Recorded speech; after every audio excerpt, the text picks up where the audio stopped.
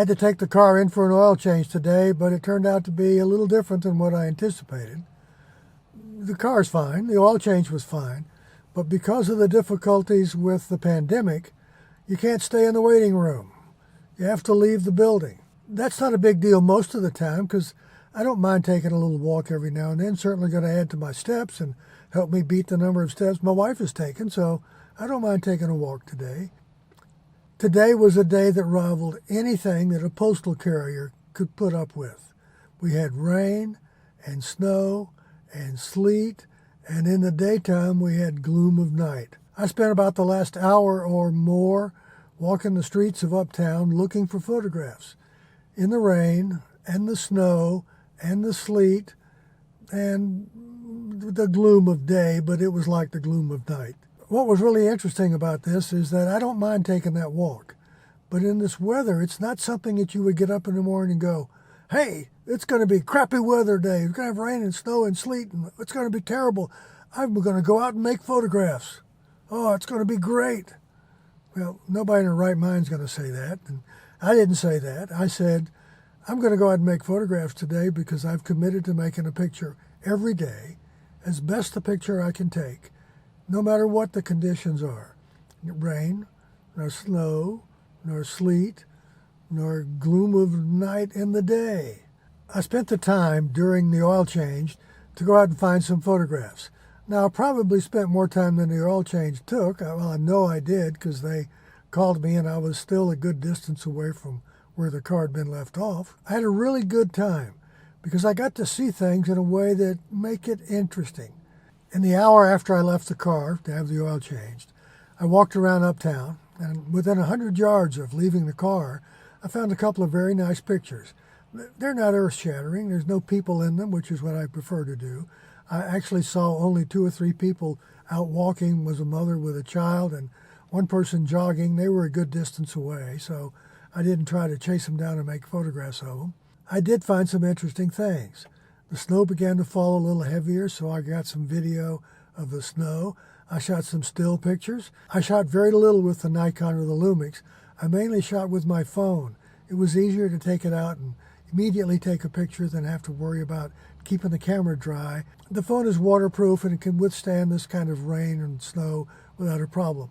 And the camera is not necessarily waterproof, it's water resistant, but there's no reason to just dump it into the rain if you don't need to. Within about 100 yards of where I left the car to have the oil change, I started finding photographs. What was interesting is I drove to take the car to the repair shop for the oil change. I didn't really notice these things because I was in the car. I was worried about the traffic conditions, worried about the other cars. I was watching the road and I really wasn't looking for photographs. When I started walking, I saw things a little different. They weren't passing by in my window, and they weren't in the peripheral vision I had when I was driving the car. They were now in my main vision. They were things I was looking at directly, looking at the shapes and the sizes and the colors and the designs and the snow and the rain. So I traveled quite a bit on some territory that I would normally be driving in, and a couple of places that I've walked or ridden my bike before. It was a little bit different because during the rain and during the snow, everything gets wet. When things get wet, their color and tone changes. They become more saturated. There are some things you have to do in camera because the auto exposure is going to lighten up those dark tones from the saturated colors and the dark tones from the rain and snow. But you can handle that. You can do that either in post-work or by adjusting the exposure within the camera, even on an iPhone. Probably next time you watch a movie and look at one of the street scenes, you'll probably notice that the streets are wet. One of the first things you do if you're shooting architectural work is you wet down the sidewalks, wet down the road surface, wet down the grass, wet as much areas as you can. They become less reflective and they tend to show the colors more if they're saturated with water. So now I'm over at the farm. It's Monday. I'm at the farm every Monday. I'm going to go out and try to get some snow pictures with the snow falling on the corn that's still here. Maybe a couple of other things. I did a lot more video than stills today. I'm not sure what that's going to look like. I'll have to take a look at it. Shot it at 60p so I can slow it down a little bit. It'll be a little more idyllic, even though driving home in the snow and a snow-covered road is not going to be idyllic, but I'm going to have fun trying anyway. So I'm going to go out and do the farm. I'll let you know what happens there. I'm going to put everything down below, or I'll add it at the end of the video, or mix it in here somewhere.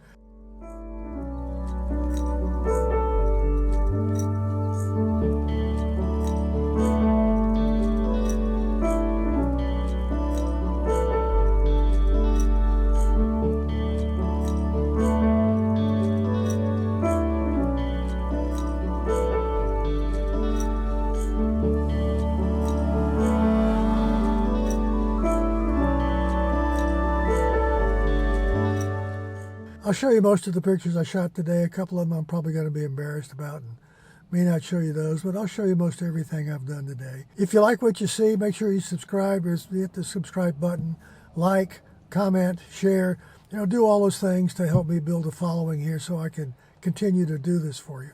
I'm really enjoying it. Making a photograph a day, every day for 16 years. I think today is number 5,859. I think that's right. That's 16 plus years, picture a day. It's been fun. I'll keep doing it. I'm going to go out in the rain and snow and the sleet and the gloom of day. Yeah, wish me luck. I'll be back in a minute.